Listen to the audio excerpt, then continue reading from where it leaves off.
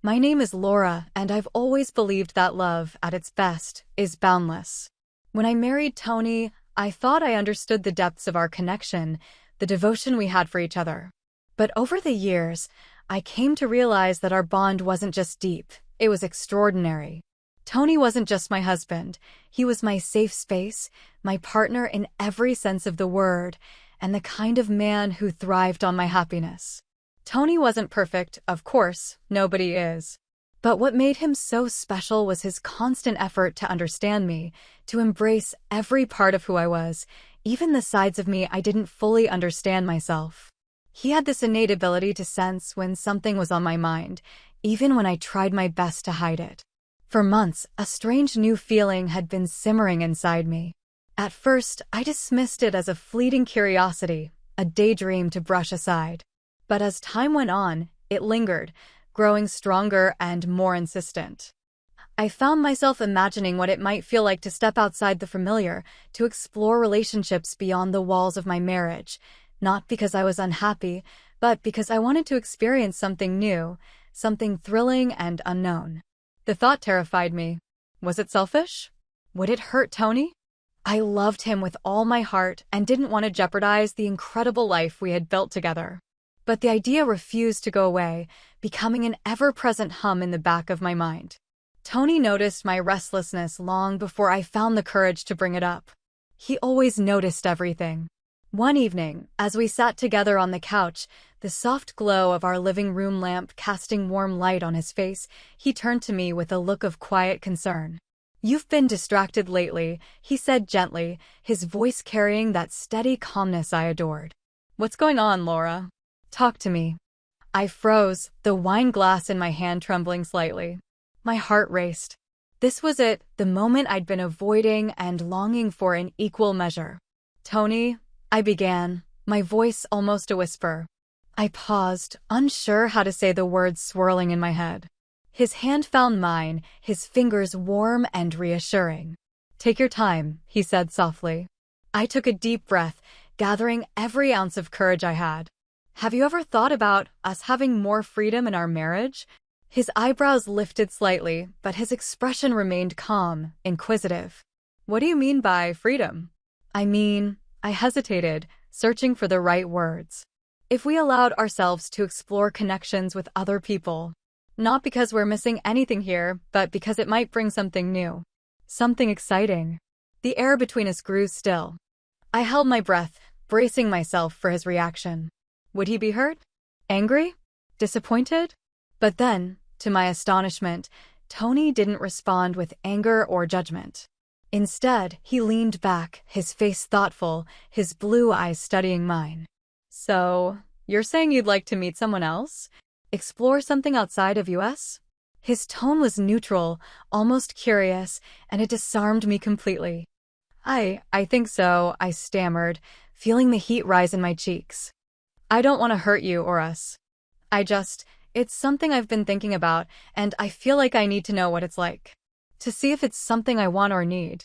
For a long moment, he said nothing, and the silence felt deafening. My stomach twisted into knots, fear creeping in that I had crossed an unspoken line. But then, to my amazement, Tony smiled, a small, gentle smile that reached his eyes. "Laura," he said, leaning forward and taking both my hands in his. "I love you. And I've always told you that your happiness is my happiness. If this is something you truly want to explore, I'm not going to stand in your way. In fact, I want to be part of it. I want to help you feel free without guilt or fear." I stared at him, stunned. His words washed over me, melting away the tension in my chest. "You're serious?" I asked, my voice barely audible. "I'm completely serious," he replied. "This isn't about me losing you or you losing me. It's about us trusting each other. We'll set boundaries, talk about everything, and make it work. Together." His response was so unexpected, so generous, that tears welled in my eyes. I threw my arms around him, holding him tightly, overwhelmed by love and gratitude. "Thank you," I whispered. "Thank you for trusting me." "Always," he murmured, his voice steady and full of warmth. That night, we stayed up for hours, talking about what this new chapter might look like. We discussed boundaries, the importance of honesty, and how we'd navigate this together. Tony even shared his own curiosity about what it might feel like to see me happy in this new way, to know I was fully exploring myself with his blessing. As the hours ticked by, my anxiety gave way to excitement. For the first time in months, I felt a sense of clarity. This wasn't about filling a void, it was about adding something new to the rich, beautiful tapestry of our relationship. By the time we finally went to bed, I felt lighter than I had in ages. As Tony pulled me close, I whispered, "I don't know where this will lead, but I'm so grateful to have you by my side." He kissed my forehead, his voice soft in the darkness. "We'll figure it out together, Laura. Whatever happens, we'll face it together." And in that moment, I knew we would. No matter what lay ahead, Tony and I were partners, unshakable, unbreakable, and ready to explore the unknown. The days following our life-changing conversation were a whirlwind of emotions, anticipation, nervousness, excitement, and even guilt. I'd never felt so simultaneously alive and uncertain. Every time I caught Tony looking at me, his gaze calm and full of trust, I felt both reassured and a little undeserving of his unwavering support. Yet I also knew that what we were about to embark on wasn't about betrayal or neglect. It was about discovery for both of us. Tony, true to his word, was not just supportive. He was actively involved in helping me navigate this uncharted territory. He encouraged me to take my time, to think deeply about what I wanted and how I wanted to approach this. He even suggested we talk through hypothetical situations to better prepare ourselves for the realities of what we were about to experience. One evening, as we sat together at the kitchen table, he asked, "What does this look like for you, Laura? What kind of experience do you want to have?" I hesitated, unsure how to articulate something I hadn't fully envisioned. "I guess I'd want it to feel natural," I said slowly. "Not forced or transactional. I want to meet someone who intrigues me, someone I feel drawn to. But I also don't want to lose sight of us of what we have." Tony nodded thoughtfully, his fingers tracing the rim of his coffee mug. "That makes sense. And I think it's important to focus on what feels right for you. We're doing this together, but this is about your experience first and foremost. I want you to feel free to follow your instincts." His words filled me with warmth. "Thank you," I said softly, "for being so, you." He smiled. "Always." The first time I put myself out there felt surreal. Tony had suggested that I start small, perhaps by going out with a few friends or even spending time alone at a bar to see what kind of energy I was comfortable with. The idea of flirting with someone else, of opening myself up to possibilities, felt strange but exhilarating. Tony, as always, was there to support me. On the night of my first solo outing, he watched with a mix of admiration and pride as I got ready. I chose a simple but elegant dress, a deep burgundy that hugged my curves without being too revealing. As I stood in front of the mirror, applying a final swipe of lipstick, Tony walked up behind me. "You look stunning," he said, his voice low and sincere. I turned to face him, searching his expression for any sign of discomfort. Instead, all I found was encouragement. "Are you sure you're okay with this?" I asked, my voice trembling slightly. He took my hands in his. "Laura, I've never been more sure of anything. Go out, have fun, and be yourself. I'll be here when you get back." His words stayed with me as I stepped into the night, my heart pounding with a mix of fear and exhilaration. The bar was warm and inviting, a blend of soft lighting and the low hum of conversation. I ordered a glass of wine and settled onto a stool, taking in my surroundings. At first, I felt out of place, hyper-aware of every movement and glance. But as the minutes passed, I began to relax, reminding myself of Tony's words, "Be yourself." It wasn't long before someone approached me. He was tall, with dark hair and an easy smile. His name was Daniel, and he had a way of speaking that put me at ease. We talked about everything and nothing, our favorite books, our careers, even the strange charm of the bar's retro decor. As the night went on, I felt a surprising sense of freedom. I laughed at his jokes, enjoyed the warmth of his attention, and allowed myself to simply exist in the moment without overthinking. It was both strange and wonderful to feel desired by someone new, to experience a kind of energy I hadn't felt in years. But even in the midst of this, Tony was never far from my thoughts. I found myself silently grateful for his trust and his love, which made it possible for me to be here, exploring this side of myself without fear or shame. By the end of the evening, Daniel asked if he could see me again. I hesitated, unsure of how to navigate this new dynamic. "I'll think about it," I said with a smile, leaving the door open but not committing to anything. When I got home, Tony was waiting for me in the living room, a book in his hands and a soft smile on his face. "Hey," he said, looking up as I walked in. "Hey," I replied, slipping off my shoes and crossing the room to sit beside him. "How is it?" he asked, his tone curious but free of judgment. "It was different," I admitted. "Good different, I think. I met someone and we talked for a while. He was kind and interesting, but," I trailed off, searching for the right words. "But?" Tony prompted gently. "I couldn't stop thinking about you," I confessed, my voice barely above a whisper. His smile widened, and he reached out to take my hand. "Laura, that's exactly how it should be. This isn't about replacing what we have. It's about adding to it, experiencing life in new ways while staying connected to each other. I'm proud of you for taking the step." His words brought tears to my eyes. I leaned into him, resting my head on his shoulder. "Thank you, Tony, for everything." He kissed the top of my head, his voice steady and full of love. "We're in this together, Laura. Always." As I drifted off to sleep that night, my mind replayed the events of the evening, the thrill of meeting Daniel, the ease of our conversation, and the unwavering support of the man beside me. It was only the beginning, but already I felt a sense of growth, both within myself and in my marriage.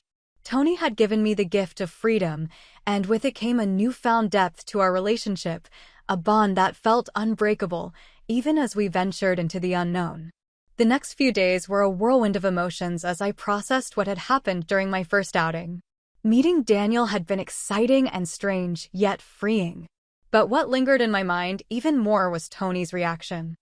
He wasn't just supportive, he seemed genuinely happy for me, as though my new experiences brought him joy as much as they did me. Still, I knew that the first outing was only a small step. I hadn't taken things far, and while it had been thrilling to flirt and connect with someone new, I also felt like I was standing at the edge of something bigger. When I shared my feelings with Tony, he listened intently, his eyes fixed on mine as though he were absorbing every word. "You're ready to take the next step," he said softly after I finished speaking. "I think so," I admitted, though nerves tugged at the edges of my confidence. "Then do it," he encouraged. "No pressure, no expectations, just follow your instincts. I trust you completely." His unwavering faith in me was like a steady hand guiding me through the storm of my own emotions. Over the following days, we talked more about what this next step might look like. We agreed that I wouldn't rush anything. I would wait until I felt a genuine connection with someone. And if that connection led to more, we would handle it together, just as we'd handled everything else in our lives. It wasn't long before another opportunity presented itself. I had gone to a small gallery opening with a friend, more to enjoy the art and ambience than anything else. But as I wandered through the exhibits, a man caught my eye. He was standing near a large abstract painting, his posture relaxed and his expression thoughtful. I wasn't sure what drew me to him at first. Maybe it was his quiet confidence or the way his dark, slightly curly hair framed his face. He seemed deeply engaged with the art, and when I stopped beside him to admire the same piece, he turned to me with a warm smile. "Beautiful, isn't it?" he said, his voice rich and soothing. "It is," I agreed, glancing at the painting again. "I'm not sure I entirely understand it, but I like the way it makes me feel." He chuckled. "That's the best way to appreciate art, by how it makes you feel, not necessarily by what it means." Our conversation flowed easily from there. His name was Adrian, and he was an architect with a passion for creativity in all its forms. We talked about the exhibit, about our favorite kinds of art, and eventually about life itself. There was something magnetic about him, a natural charm that put me at ease and made me want to know more. When Adrian asked if I'd like to grab a drink after the gallery, I hesitated. Part of me was nervous, but another part of me, the one that had been yearning for this kind of connection, said yes before I could second-guess myself. We walked to a cozy wine bar a few blocks away, and the night seemed to unfold effortlessly. Adrian was attentive and engaging, and I found myself laughing at his stories, leaning in closer as our conversation deepened. I couldn't deny the chemistry between us, and for the first time, I felt the thrill of truly stepping into this new world. At one point, Adrian reached across the table to touch my hand. It was a simple gesture, but it sent a spark through me, a mix of excitement and guilt that left me breathless. I thought of Tony, of the trust he'd placed in me, and reminded myself that this was what we had agreed to. I wasn't betraying him, I was following the path we had chosen together. By the end of the evening, Adrian asked if I'd like to see him again. This time, I didn't hesitate. I said yes. When I got home that night, Tony was waiting for me, as he always was. He was sitting on the couch, scrolling through his phone, but he looked up the moment I walked in. His smile was immediate, his eyes lighting up with curiosity. "How was it?" he asked, setting his phone aside. "It was amazing," I admitted, sinking into the armchair across from him. "I met someone. His name is Adrian, and he's different. Charming, creative, thoughtful. We had such a great conversation." Tony leaned forward, his hands clasped between his knees. "And how do you feel?" I took a deep breath, searching for the right words. Excited, nervous, a little guilty if I'm honest. But mostly, I feel alive. It's like I'm discovering a part of myself I didn't know existed. His smile widened. "That's exactly what I hoped for you, Laura. This isn't just about the experience itself, it's about what it reveals to you, about who you are and what you want." We talked late into the night, just as we had after my first outing. Tony asked about Adrian, about our conversation, about how it felt to be in that moment. He didn't seem jealous or insecure. If anything, he seemed proud. "Do you want to see him again?" he asked finally. "I think so," I said. "We agreed to meet for dinner next week." Tony nodded, his expression thoughtful. "Then I'll help you get ready." His words sent a wave of warmth through me. Tony wasn't just accepting of this new chapter in our lives. He was actively involved, invested in my happiness in a way that left me awed and deeply grateful. That night, as I lay in bed beside him, I felt a strange but wonderful sense of balance. The excitement of meeting Adrian and the comfort of Tony's love coexisted within me, each amplifying the other. This wasn't just a journey of discovery for me, it was a testament to the strength of our marriage, to the trust and love that made this all possible. And as I drifted off to sleep, I couldn't help but wonder what the future held for us, for me, for Tony, and for the uncharted path we were walking together. The week leading up to my second meeting with Adrian was a kaleidoscope of emotions. There was excitement, of course, a buzzing energy at the thought of seeing him again, but there was also nervousness. Would this be different from our first meeting? Would it go further? Could I handle what that might mean for me, for Tony, and for the delicate balance we were building together? Tony, as always, was my anchor. Each night, we talked about my feelings, dissecting every worry and every spark of anticipation. He had a way of making everything seem manageable, reminding me that this was about exploration, not perfection. The evening of my dinner with Adrian arrived quickly, and as I stood in front of the mirror, smoothing the fabric of my dress, I couldn't help but feel a mix of thrill and apprehension. This wasn't just a dinner. It was the next step in a journey that had already begun to reshape my understanding of myself and my marriage. Tony appeared in the doorway, leaning casually against the frame. His eyes swept over me, his expression one of quiet admiration. "You look beautiful," he said simply. I turned to face him, my hands twisting nervously. "Do you really think so?" He stepped closer, placing his hands gently on my shoulders. "Laura, you're stunning. And more than that, you're brave. I know how much this means to you, and I'm proud of you for following your heart." I looked up at him, searching his face for any hint of discomfort or doubt. But all I found was unwavering support. "Thank you," I whispered, my voice catching. "For everything." Tony smiled and kissed my forehead. "Just enjoy yourself tonight. I'll be here when you get back, like always." With that, I grabbed my purse, took a deep breath, and stepped out into the night. Adrian had chosen a quaint Italian restaurant tucked away in a quiet part of the city. The atmosphere was intimate and inviting, with soft lighting and the gentle hum of conversation filling the air. When I arrived, Adrian was already there, waiting at a table by the window. He stood as I approached, a warm smile spreading across his face. "Laura," he said, his voice rich and welcoming. "You look incredible." "Thank you," I replied, feeling a blush rise to my cheeks. "You don't look so bad yourself." The evening unfolded like a scene from a movie. The food was delicious, the wine flowed freely, and our conversation picked up where it had left off the last time we met. Adrian had a way of making me feel both at ease and utterly captivated, as though the rest of the world had melted away and it was just the two of us. But there was a tension beneath the surface, a slow-building anticipation that neither of us could ignore. It was in the way our hands brushed when we reached for the wine bottle, in the way his eyes lingered on mine just a little too long. By the time dessert arrived, my heart was racing. I felt like I was standing on the edge of a cliff, looking down at the unknown, wondering if I had the courage to take the leap.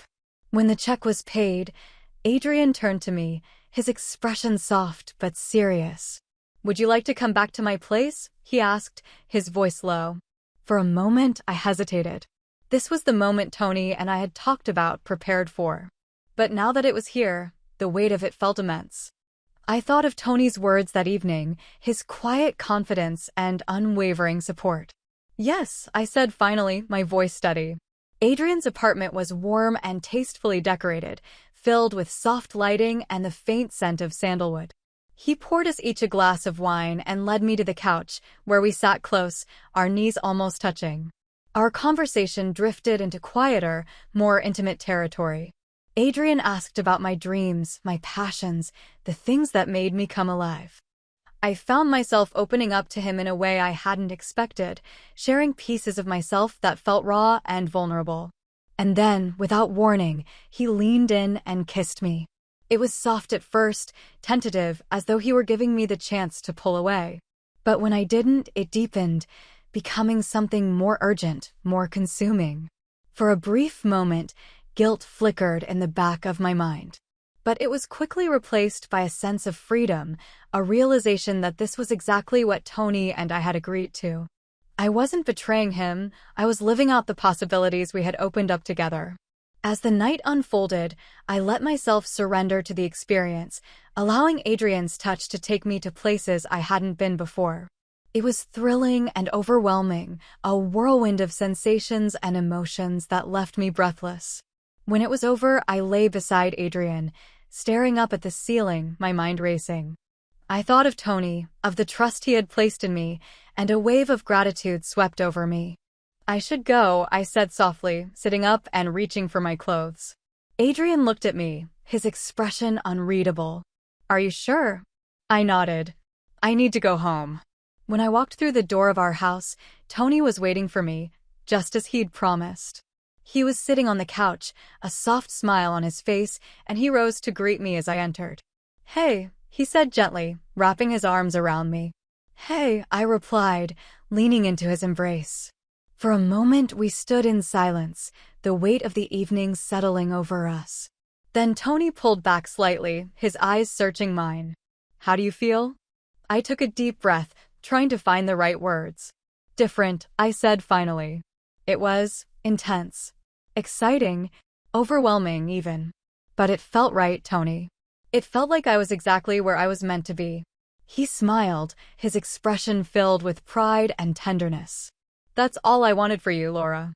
To feel free, to experience life in a way that makes you happy." Tears pricked at the corners of my eyes. "Thank you," I whispered. "For trusting me, for supporting me, for being you." He kissed my forehead, his voice steady and full of love. "We're in this together. Always." As we sat together on the couch, my head resting on his shoulder, I felt a profound sense of peace. The night had been a whirlwind, but it had also been a step forward, a step toward understanding myself, my desires, and the incredible bond one shared with Tony. And as I drifted off to sleep later that night, his arms wrapped around me, I knew that this was only the beginning of the journey we were on together. In the days following my night with Adrian, I found myself swimming in a mix of emotions. There was the undeniable thrill of what I'd experienced, the sense of discovery that came from stepping into uncharted territory. But alongside that was a deep, almost overwhelming gratitude for Tony. His trust, his patience, and his unshakable presence had made everything possible. It was in the quiet moments at home that I truly felt the depth of what we had achieved together. Tony didn't pry or push for details, though he was always there when I needed to talk. One evening, as we sat together on the couch, I decided to open up about everything that had been running through my mind. "Tony," I began hesitantly, my fingers nervously tracing the edge of my coffee mug. "I want to thank you for everything. For trusting me, for supporting me, for being the kind of person who makes all of this possible." He set down the book he'd been reading and turned to face me, his expression soft and encouraging. "You don't have to thank me, Laura. This was always about you, about giving you the space to explore what you need. But it's more than that," I insisted. "You didn't just agree to this, you embraced it. You've been there for me every step of the way, and I know that's not something everyone could do." Tony smiled, reaching out to take my hand. "It's because I love you. Seeing you happy, seeing you grow, it's worth everything. And, if I'm being honest, I felt closer to you through all of this than I ever imagined I could." His words brought tears to my eyes. "I feel closer to you too," I admitted. "It's strange. What we're doing might seem like it would drive us apart, but instead, it's made me love you even more." He pulled me into a gentle embrace, and for a while, we simply held each other, letting the silence speak for us. The next encounter came sooner than I expected. It wasn't planned. It simply unfolded in the most unexpected way. Tony and I had gone to a dinner party hosted by some mutual friends, a casual evening filled with laughter, good food, and the hum of conversation. It was there that I met Eric. He was charming in a different way than Adrian, more reserved, with a quiet intensity that drew me in. We found ourselves sitting next to each other at the table, and as the evening progressed, our conversation took on a life of its own. Eric was thoughtful, with a dry sense of humor that caught me off guard and made me laugh harder than I had in ages. He had a way of listening that made me feel seen, as though every word I said mattered. Tony, ever perceptive, noticed the connection almost immediately. Throughout the evening, his eyes would flick to me, a subtle smile playing on his lips as though to say, "I see you, and I support you." When the night came to an end, Eric offered to walk me to the car. Tony had stepped aside to say goodbye to another guest, leaving us alone for the first time. "Laura," Eric said, his voice low. "I've really enjoyed talking to you tonight." "Me too," I admitted, feeling a warmth rise in my chest. He hesitated for a moment, as though weighing his words carefully. "I don't know if this is appropriate, but I'd love to see you again. Just the two of us." My heart raced. This was different from Adrian, different from anything I'd experienced so far. But even as nerves tugged at me, I found myself saying, "I'd like that too." Eric smiled, a quiet confidence in his expression. "I'll call you." When I joined Tony at the car, he looked at me with a knowing smile. "You made a connection tonight," he said simply. "I did," I admitted. "Is that okay?" Tony chuckled softly. "Laura, it's more than okay. I love seeing you like this, alive, radiant. It makes me happy." His words stayed with me as I lay in bed that night, my mind racing with thoughts of Eric and the unexpected connection we'd shared. When Eric and I met again, it was for a quiet lunch at a cozy cafe.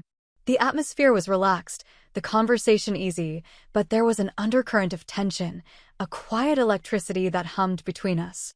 Eric was attentive and engaging, asking thoughtful questions and sharing pieces of his own life in a way that felt natural and genuine.